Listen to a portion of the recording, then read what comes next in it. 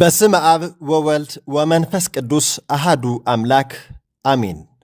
زينا بيت كريستيان تبابي برح. سلام زخبركم تخاتتلتي تلفزيون تبابي برح. زخبر منفسا وسلام تانا نقربنا. زينا بيت كريستيان أرثوذكس توهادو حزنا لكم قريبنا لنا كتكاتاتلو بخبرين عدم.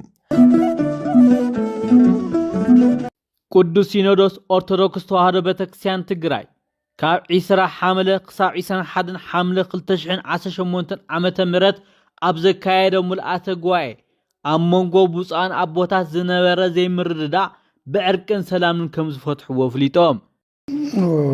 ومنفس قدوس هادو أملاك تمالي بعيسرا جميرنا بعيسرا عصرت حدق للتشعن عصرت شمونتن عمة مرات جميرنا كشاب عيسران حدن عصرت حدق للتشعن عصرت شمونتن عمة مرات هتصوص أخبا غيرنا نيرنا اتمجلت قديس سينودوس كم زحبرو مكايد السراح منور سلاما ليك باباس أو نمرها كروسوس بمغنيات عنا كالي ليك باباس كمدولم نزغرو حتى مسرت بمقار قديس سينودوس حتى تقبلوا الله كاو ياو مصابنا أو سلاما زي نورلوون ناي متعرراي أزمة سلوون جرنا لنا مالتيو أنا طعنا سلسانكو سلزحمني حكمنا صبل خكتاتا لفقد الليلة ما ملكتشا قريبة نبوتاتا قريبة واتساقا يرأي اللي حقزوني إيلا بزقرو كوكو ما ملكتشا بصعا نبوتاتا ما ملكتشا يتقبلهم وتم زمولادين حقزهم إلهم أيو لجيزيو خشاب طقمتي سينودوس بصو أونا بيطرس تغير مالو مالتي صراح مكايدي زي بصاونا سلاما عين ورلن كان ممصوم زتغبر مالتي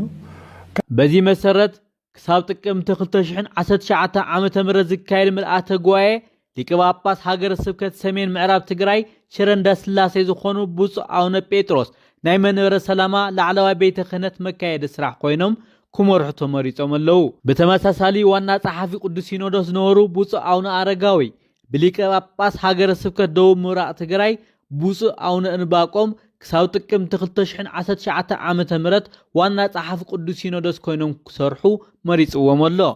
ላይ ወናይ በጻውና አረጋዊ እሰሙውን አህምን ይሞ አነወን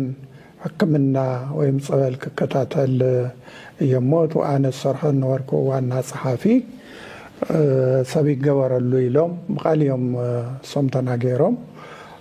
አነን ማመልከቻ የሶም ቃልዮም ተናገሮም أنا أونا أرجعون تقبلنا ترقيو أونا بص أونا أدواكم يجوري له تو سينودوس غير الله زيون بص أونا سلامة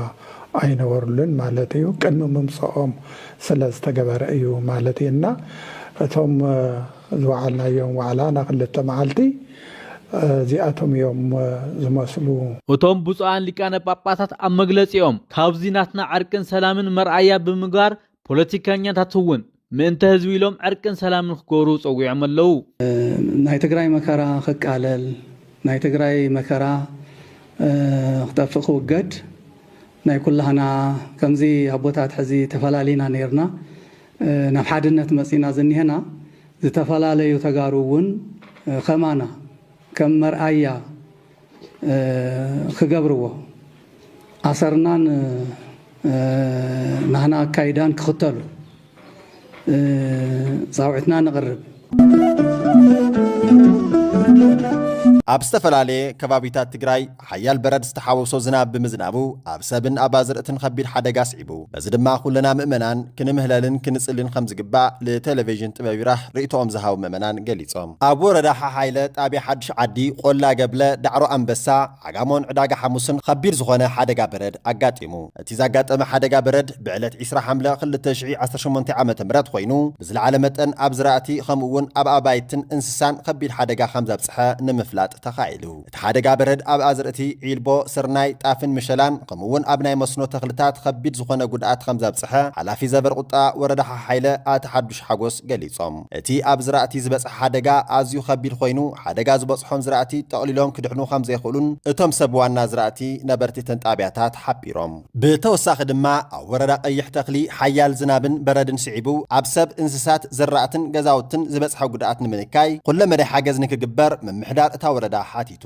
ሓምለ 14 2018 ዓ.ም ዝዘነበ ሓያል ዝናብን በረድን ኣብ ሰብ እንስሳትን ኣዝርእትን ጉድኣት ከም ዝበጽሐ ዝገለጹ ሓላፊ ቤት ጽሕፈት ዘፈር ቁጠባን ምክትል ኣመሓዳርን ወረዳ ቀይሕ ተኽሊ ኣይተሃፍቶም ዘነበ ገጽ ክምለስለይ ዶክተር ኣታኽልቲ ወርቃምባ ልምዓትን ሰላምን ኣብ ዝተባህላ 5 ጣብያታት እታ ወረዳ ኣብ 1059 ሄክታር መሬት ኣብ ዝራእቲ ምሸላ ዕፉን ዓልቋይን ካልኦትን ጉድኣት ከም ዘብጽሐ ኣረዲኦም ኣብ 115 ሄክታር ብመስኖ ዝለምዑ ዝነበሩ ቆወምቲ ተኽልታት ድማ ካብ 80 እስካብ 100 ሚእታዊ ጉድኣት ከም ዘብጽሐ ገሊጾም በቲ በረድ ዝተሓወሶ ሓያል ዝናብ ሓደ ወዲ 12 ዓመት ቆልዓ ዝሞተ ኮይኑ 29 ኣጣል 8 ከፍቲ 3 መጽዓኛ 146 ደርሁን ብሓፈሻ 201 እንስሳት ከም ዝሞታ ኣፍሊጦም 12 ገዛውቲ ከም ዝፈረሱን 2134 መራሕቲ ስድራ ማለት እውን 10556 ስልፋስ ጉድኣት ከም ዝበጽሖም ዝገለጹ ኣይተሃፍቶም ነቶም ዝገጠሙ ጸገማት ንምቕላል ሓገዝ ምሩጽ ዘርኢ ጣፍ ስርናይ ስገም ሽምብራን እታወት መዳበርያን ከምኡውን እቶም ዝፈረሱ ገዛውቲ ዳግም ንምህናጽ ዝሕግዙ ቆርቆሮን ካልኦት ናውትን ኣብ ምቕራብ መንግስታውን ዘይመንግስታውን ኣካላት እጃሞም ክፍጽሙ ጻውዒት ኣቕሪቦም ነቲ ኣጋጢሙ ዘሎ ሓደጋ ድማ ግዝያዊ መፍትሒ ነቶም ገባራት ንምሃብ ኩሉ ዝኸኣሎ ንክሕግዝ በዓልቲ ሙያ ግብርና ዝኾነት ሰናየት ገብሩ ሓቢራ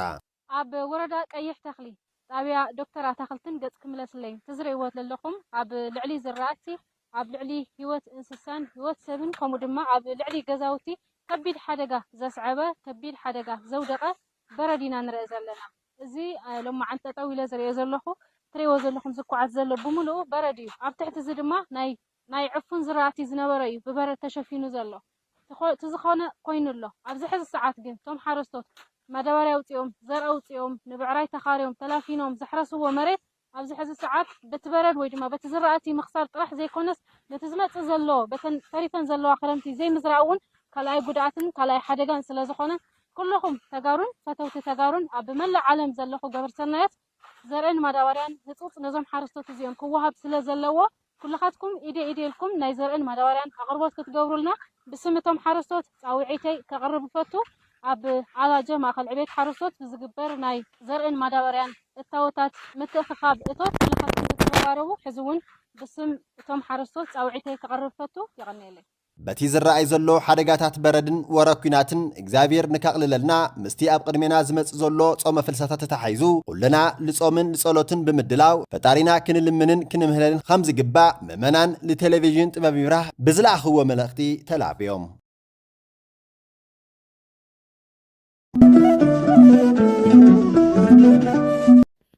ኣብ ከተማ ዓድዋ ዝርከብ ደብረ ሙሓዘ መዓር ቅዱስ ገብርኤል ወኣቡነ ኣረጋዊ ቤተክርስትያን ዓመታዊ ክብረ በዓል ቅዱስ ገብርኤል ህዝበ ክርስቲያን ኣብ ዝተረኸበሉ ብድሙቕ ኩነታት ተኸቢሩ ውዒሉ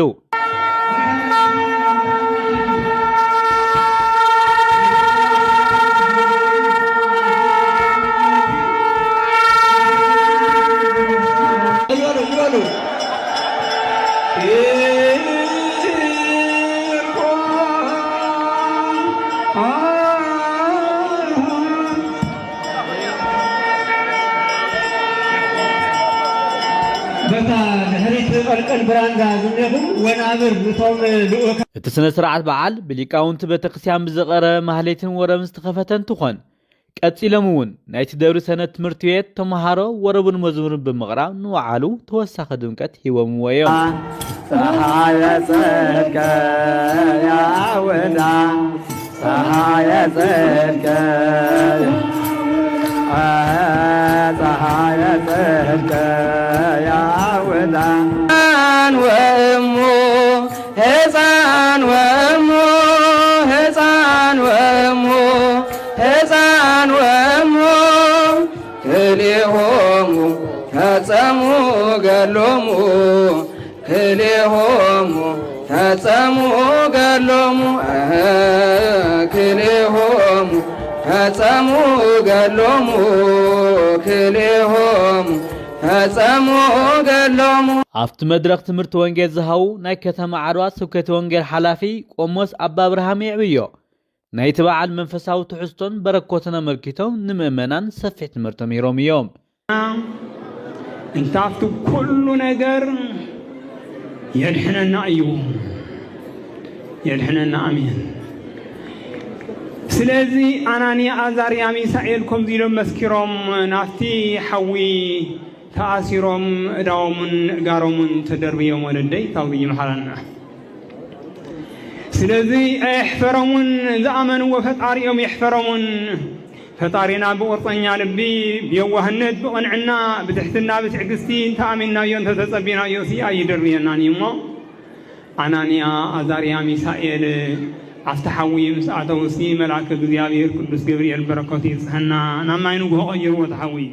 በተወሳኺ ናይቲ ደብሪ ህንፃ መስርሒ ኮሚቴ አቦ ወንበር መምህር ዳንኤል ራያ እቲ ህንፃ ቤተክርስትያን ኣብዚ ሕዚ እዋን ዝበፅሖ ብርክን ዘሎ መስርሕን ህንፀትን ብዝተመልከተ መብራህርሂ ሂቦም እዮም መምህር ዳንኤል ኣብ መግለፂኦም እቲ ተጀሚሩ ዘሎ ህንፃ ቤተክርስትያን ተዛዚሙ ንኣገልግሎት ክሳብ ዝበቅዕ ህዝበ ክርስቲያን ዝገብሮ ዘሎ ድጋፍ ኣጠናኺሩ ንክቕፅል ፃዊዕ ተቕሪቦም እዮም ኣብ መወዳእታ ናይ ማእኸላይ ዞባ ሃገረ ስብከት ስራሕ መካየድን ናይ ርእሰ ኣድባራት ወገዳማት ኣክሱም ጽዮን ኣመሓዳርን ነውሩድ ጎርፋ መርሃ ህዝበ ክርስቲያን ብጸሎት ከይተፈለየ ንሃገርን ሰላም ንዕቤት ቤተክርስቲያን ክትግህ ዘለዎ ናይ መወዳእታ መልእኽቲ መሓሊፎም እዮም ካብ ሓደ ቦታ ናብ ሓደ ቦታ ከም ልብኻ ተዛዊርካ እትሰርሐሉ የለን ዝነበረ ገንዘብካ እንዳውፃኻ ትውድአሉ ዘመን ኢና ዝኔና ስለዚ እዚ ዘመን እዚ ክስተኻኸለልና ናው ንውሩ ክምለስ ሓደ ነገር የድልየና እንታይ ጸሎት የድልየና ብኽያት የድልየና ናብ ፈጣሪና ምልማን የድልየና እቲ ዓመታዊ ክብረ በዓል ብሰላምን መንፈሳዊ ሓጎስን ተዛዚሙ ውዒሉ እዩ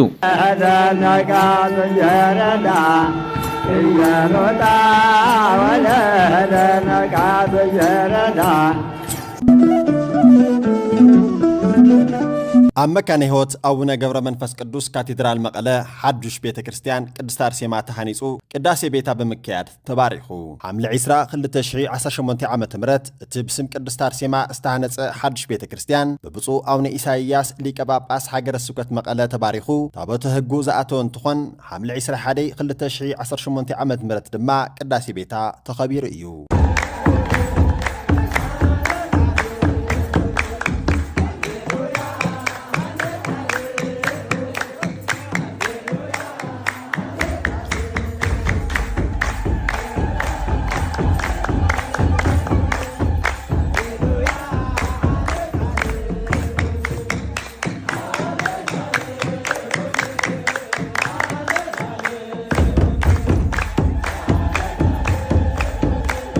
ኣብቲ ታቦት ናይ ምእታው ስነ ስርዓት ካብ ሃገረ ስብከት መቐለ መንበረ ጵጵስና ተዓጂቡ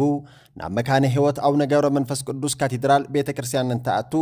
ሊቃውንተ ቤተ ክርስቲያን ኣባላት ቤት ትምህርቲ ሰንበት ብርክት ዝበሉ ምእመናን ተረኺቦም እዮም ቤተ ክርስቲያን መካነ ሕይወት ኣቡነ ገብረ መንፈስ ቅዱስ ካቴድራል መቐለ ካብቶም ፈላሞት ነዊሕ ዕድመ ዘለዎም ጥንታውያን ቤተ ክርስቲያናት ሓደ እንትኾን ኣብ ውሽጡ ድማ ገባሪ ተኣምር ዝኾነ ማየ ጸሎት ዘለዎ እዩ ብዙሓት ድማ ካብ ዝተፈላለዩ ደዌ ሕማማት እናድሓኑ ዝርከብሉ ቤተ ክርስቲያን እዩ ሎሚ ድማ ኣብቲ ማየ ጸሎት ዝርከበሉ ቦታ ናይ ቅድስት ኣርሴማ ህንፃ ቤተ ክርስቲያን ብምስራሕ ታቦተ ሕጉ ብምእታው ቅዳሴ ቤታ ተኸቢሩ እዩ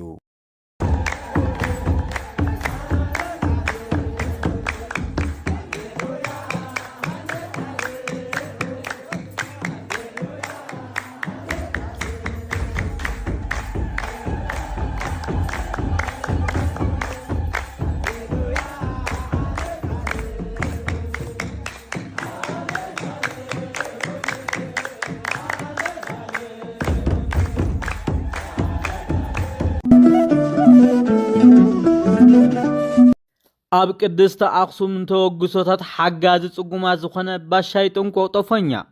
ብዝበለጸ ትካላዊ ዝኾነ መንገዲ ናብ ኩሉ ንምብጻሕ ዝዓለመ ናይ ምክክር መድረኽ ተኻይዱ قافون زلي سبيو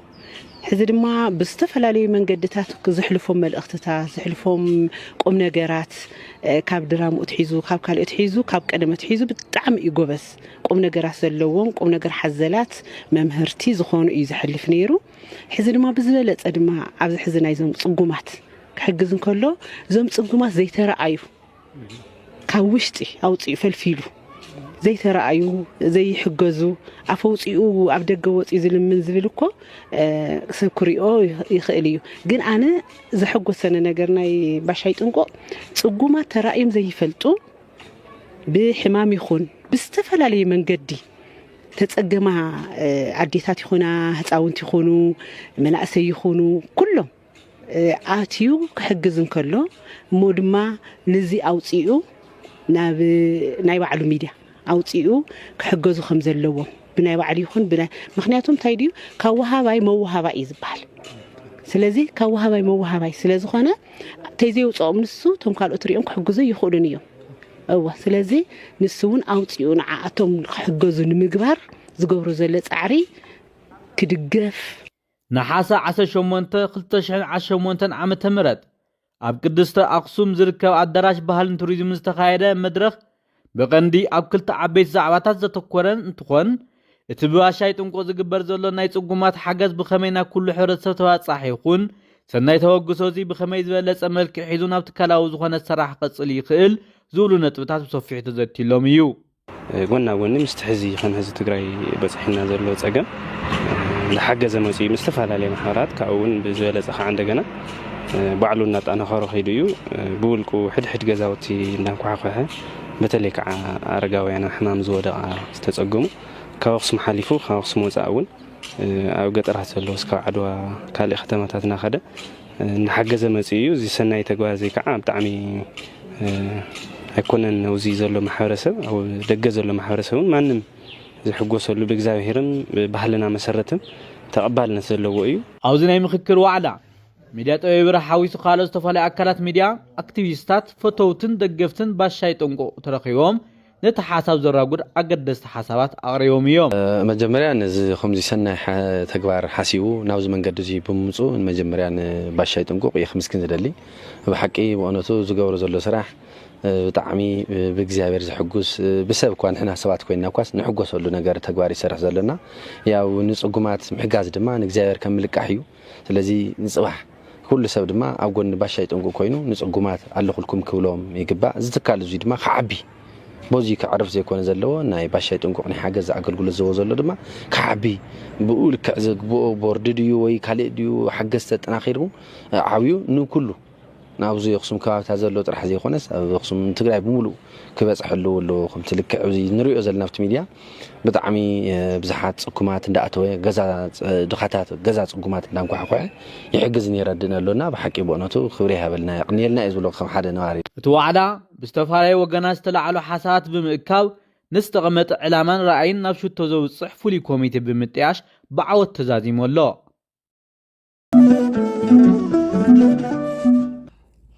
زي تخبركم تخاتتلتي تلفزيون طباب يبرح لما عنتي حزنا لكم قريبنا زنبرنا زيناتات زوم استخاتتلكم وميمسلو نيرهم لمكتتالكم عزينا نمسكن وسبحات لأجزي أبيهر